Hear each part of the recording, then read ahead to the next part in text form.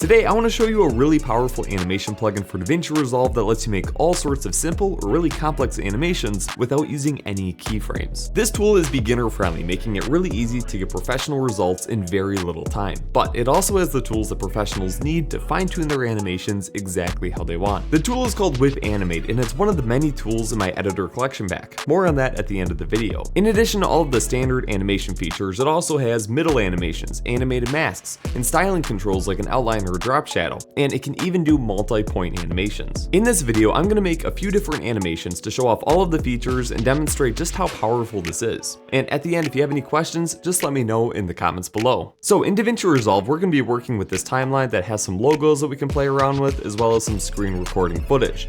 So let's start on this first logo. I just want to make an animation where it slides up onto the screen and then zooms a little bit closer to camera. And that's actually really easy to do. So let's come up to effects. We'll come down to the effects tab and we want to grab WippAnimate. So I can grab this and drop it right on the logo, and now it's going to add it there. And in the inspector, we can see all of the different controls. Right at the top, we have the global positioning controls. And these ones are all going to be like the resting, just the static control. None of these are going to be animated. So we can move it around, we can change its size, we can change its rotation, all of that.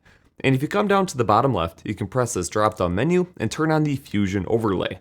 That means I can come in here and grab the position and move this around, so that way I don't need to use the two center X and Y controls in the inspector. Next up, we have the global anim engine, which the anim engine is what powers this entire tool. It's a system that lets you make awesome animations without having to deal with keyframes, and it also makes sure that it's fully retimed. So if I make the clip longer, all of the animations will update correctly, or same thing if I make it shorter. By default, all of the animation properties that we can do will tie to that global anim engine, which we can change, we can unlink them, but by default they're going to use this, so that way we just have one set of controls to change everything. So let's do that. Let's come down to the size control and enable the size animation. Since we're in the middle of the clip, we're not going to see any change, but if we come to the beginning and press play, we can see the logo zoom onto the screen. In the inspector, we have a few new controls that just showed up. So we have the start size, so I could set this to be something like 0.5.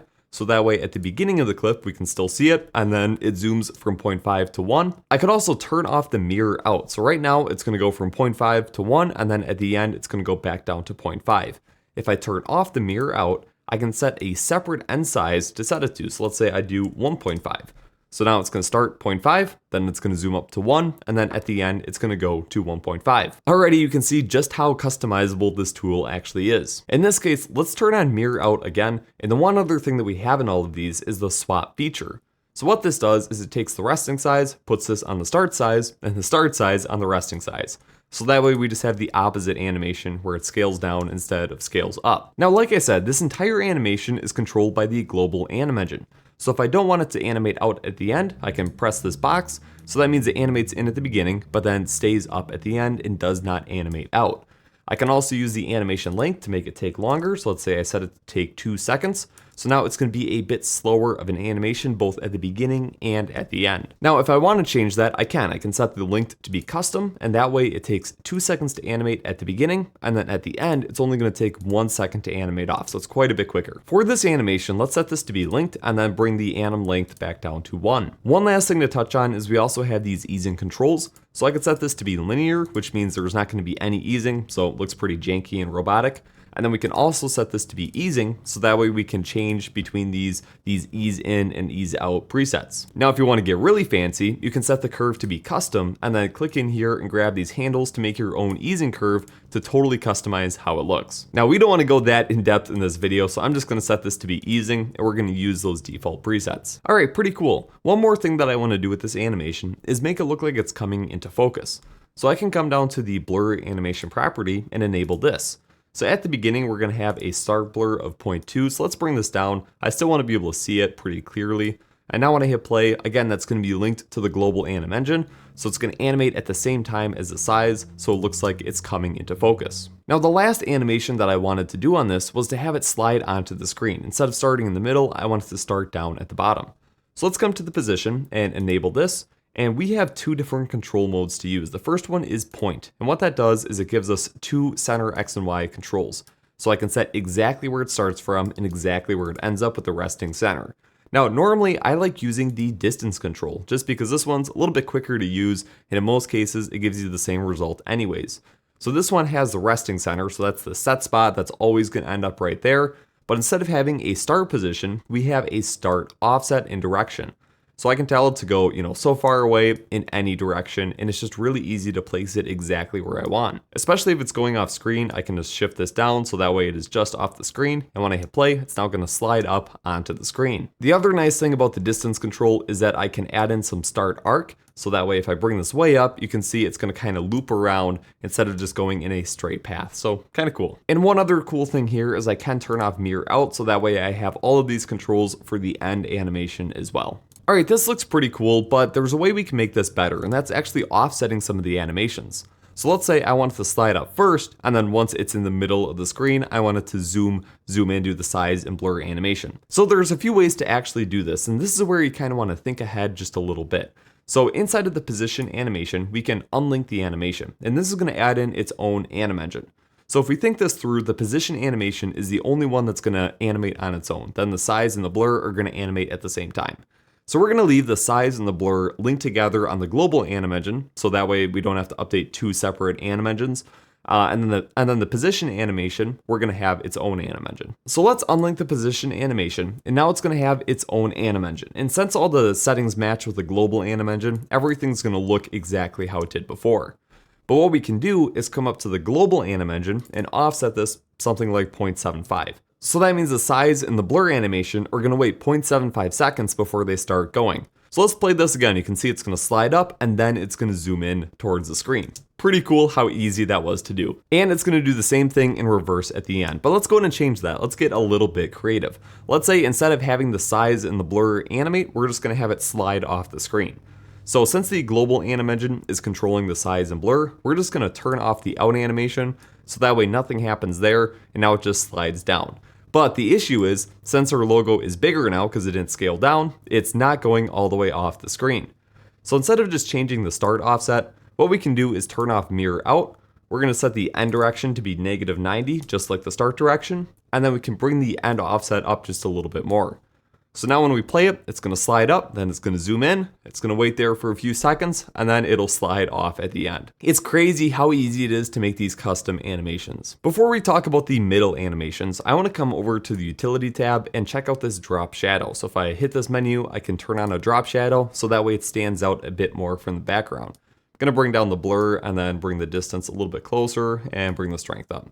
There we go, that way it just stands out a little bit more from our pretty bright background. When working with the PNG, we also have this PNG outline, so if I turn this on, I could give it let's say we do a nice blue color, so it'll just automatically draw an outline around it. And if we don't like these sharp points and the weird edges, we can set the cap style to be circle and then change the thickness right here to change how that looks. Now in this case, I'm just going to leave the outline off and just rely on that shadow to add some separation. Alright, now let's go back to the middle tab and talk about these middle animations. So the first one we have is this shake. And this one's always on even if you disable rest of the middle animations. So let's enable the shake animation and take a look at what this does. So when I hit play, you can see it's going to animate like normal, but now it just has a little shake animation throughout the clip. Really nice. And inside of here, I can come in, I can add in some wobble, change the speed, as well as the strength of all the different shake attributes, so the position, the zoom, and the rotation. Now sometimes when using shake and position animations, you'll notice that it's cutting off some of the edges at the bottom, and there's a few ways to fix that. The first one is you can just change the random seed until you get something that fits perfectly. And then the other thing you can do is grab this additional zoom and zoom this in just a little bit until it cuts off those edges. And then when you hit play, it's going to look totally fine. You might just have to come into the controls and bring the size down a little bit just to compensate for that. But that's the easiest way to remove those cut off edges. But let's bring that speed and wobble down so we just have a slow, subtle shake animation throughout the clip and take a look at some of these other middle animation controls. Let's go ahead and enable this, and we have all of the same animation options that we had on the main page. With these ones though, instead of having an animation at the beginning and another animation at the end, it's just going to animate over the entire clip. So let's say I enable the size animation, and you can see this is just going to have a slight scale throughout the clip, and I'm actually going to turn off the shake just so we can see what's happening a little bit better. So it's going to animate on, and then it's just going to slightly zoom in throughout the clip. And let's go ahead and disable this and take a look at the rotation and enable this one. And again, it's going to do the same thing. It's going to start rotated to one side and slowly rotate to the other. One One thing we could do is set this to be something like 0 and the end value to be 360. So that way it does a complete spin throughout the animation. But if we want, we could only have that happen when the other animations aren't going. So let's go through here and wait until it fully scales up, and then do set start in here. So it's going to offset the start. And same thing at the end, right when it starts panning down, we will come here and do set end. So essentially what we've made now, it's going to zoom in and do all of those animations, then it'll spin around, and then it'll animate off at the end. Really, really cool. And again, I have the easing control, so if I want, I could set this to be something like Expo. So that way the easing is a little bit stronger on the rotate. And this is a really good time to talk about the motion blur. If I come to the controls tab, down at the bottom, I have motion blur, and we have two different modes. So the first one is fast, and that's just going to use some blur nodes in the background as a way to make this motion blur run a little bit faster. Sometimes you'll get real-time playback with that. Sometimes you'll get, a few frames a second like I am. But usually this looks pretty good, and it does just render a bit faster. The other option is the accurate motion blur. And this is the one that's going to take a bit longer to render, especially when you start bringing up the quality, but everything is going to look perfect and silky smooth motion blur. But anytime you do work with motion blur, I recommend right-clicking on the clip, coming up to render in place, and then using something like QuickTime DNX HR to render a rendered version of that still has a transparency. That way you get real-time playback in rest of your project. Anyways, just so we have some decent performance when working on this, we're going to turn off the motion blur, come back to the middle tab, and we can start playing around with these animations a bit more. So let's reset the offset start and the offset end, and then enable these loops. And instead of having it such an intense animation, what I'm going to do is set this back to be -5 and 5. And what this is going to do is just tell it to bounce between those values throughout the clip. So if I hit play from the beginning, again, it's going to animate on, and how you can see it's just wobbling back and forth a little bit. And when using loops, I like to use a less intense easing curve. So I like to use sine for both the ease in and ease out. And I just think that looks a little bit better, a little bit more playful. And if any of these viewer controls are getting in your way or starting to annoy you, you can just come down to the Fusion overlay and turn that off, and then turn it on again just by clicking on it. Pretty easy to get rid of. All right, so overall, this is a pretty cool, fun animation that we've made. So let's take a look at some of the other stuff we can do with WippAnimate, and then talk about the multi-point animations as well. First, sometimes you're gonna have some images or videos that just aren't quite centered. So with this logo, it's all the way down in the bottom left corner already. So how can we deal with that? Well, if I add another version of WippAnimate, let me first show you what the issue is. If I just come in here and enable the size animation, when it animates, it's going to animate from the center instead of the center of the logo. And maybe this is what you're going for, but a lot of times this does not look quite right. So you could either turn on the Fusion overlay and grab this pivot and move this and center it on the logo, or you can have the tool do it for you. So you can see the pivots up here in the middle. If I come to the utility tab, come down to measure, and then do center pivot, it's going to automatically put that in the center of the logo, so that way when it zooms on, it looks correct, as if the logo was in the center of the screen. Now if I come back to the controls tab, I'm going to double click on the pivot to set that back to the default. The other thing we can do is center the image itself. So it'll center the image and then run it through the WippAnimate tool. So now it's going to behave exactly like it did over on this other tool, and it just makes the whole process a bit easier. So let me show you this. If I delete WippAnimate on this tool, I'm going to copy our original graphic and then right click on our new one and then do paste attributes. With this, I can paste Fusion effects, so it's going to paste WippAnimate onto this new clip. So you can see it has that same animation that we used before, but it doesn't look right because the pivot is way off center. So let's come to the utility, and then we can just come down to measure and then do center pivot, and now everything is going to work as expected, just like that. So it's really easy to make these animations and then change them and put them on different graphics and logos. Let's take a look at the screen recording when we talk about the masking features in WippAnimate. So usually the masking works best on stuff that doesn't have transparent backgrounds or is, taking up the full screen. So let's grab WippAnimate, drop this onto the video, and then switch right over to the mask tab. And we're going to enable this, and you can see it's going to draw a rectangle mask right over our video. We have a few different shapes to use. We can use a circle, a rectangle, or a custom shape. And with the custom, we just have to connect the mask inside of Fusion. If I switch over to the Fusion page by pressing that button, you can see WippAnimate has an input for that. So if I grab a polygon, let's say I just draw a quick shape, I could plug this into WippAnimate, and now it's going to apply that to our video. I'm going to delete that, switch back to the edit page, because we're just going to use the rectangle mask in this video. We can move the mask around as well as change its width and height. So let's set this to be something like 0.7, 0.7. And then we can also change the corner radius to whatever we want. So let's just add in a slight corner rounding. Now there's two ways to actually apply this mask. We can do pre-animate or post-animate. So post-animate is the default, and what that means is that any controls or customizations made on this page are not going to affect the mask. So all of this is going to be done before the mask is applied. Now if we set this to be a pre-animate, if I change the size of our image, it's also going to update the size of our mask. Most of the time I use post-animate because it allows a little bit more flexibility and the mask does exactly what I tell it to, instead of also being influenced by the other controls. But you can play around with that and see which one you like better. Let's come down to the animation and turn this on. And this is just going to have everything set to the max value, so that way it is essentially like the mask wasn't there. So at the beginning, if I hit play, you can see that's just going to animate the mask on, add in that corner radius, do all of that. And this is still tied to the global anim engine, and we can use this unlink animation to give it its own anim engine if we want to. So let's do this. Let's come to the controls tab and then come down to size and enable the size animation. I want to set the start size to be 1, so that way, again, at the beginning, it's exactly how it was before we applied WippAnimate. And then at the end, I can take the resting size and zoom this in a little bit to a position on the screen. Let's come down to the position and animate this one as well. I'm going to set this to be the point mode, so that way it's exactly where I want it to be. And I'm going to set the start center to be 0.5, 0.5, so again, it's in the middle. And now I can take the resting center and just move this around, so that way maybe I focus in on these nodes. If we go all the way back to the beginning, what it's going to do now is animate the image, so that way it reframes it inside of the mask that we just made.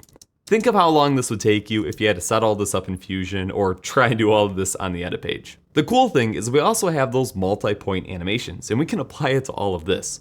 So let's come up to the utility tab and enable multi-animation. This is going to add a copy current and a paste previous to all of the tabs inside of WippAnimate. So on this one, I'm going to do copy current, so it's going to copy all of the settings from this tool. It's also going to turn off the out animation on the anim engines, because all of those do need to be turned off when you're working with this. And now what I'm going to do is split this clip. And so on the second clip, it's going to try and do that same animation again, but we don't want that. So we're going to do paste previous. And what that's going to do is make sure all of the start values on this control match the end values on the previous video. That means on our second clip, I can come in here, I can move the position around, I could change the size, maybe zoom this in a little bit more or zoom it out. So let's just center me in the video right there.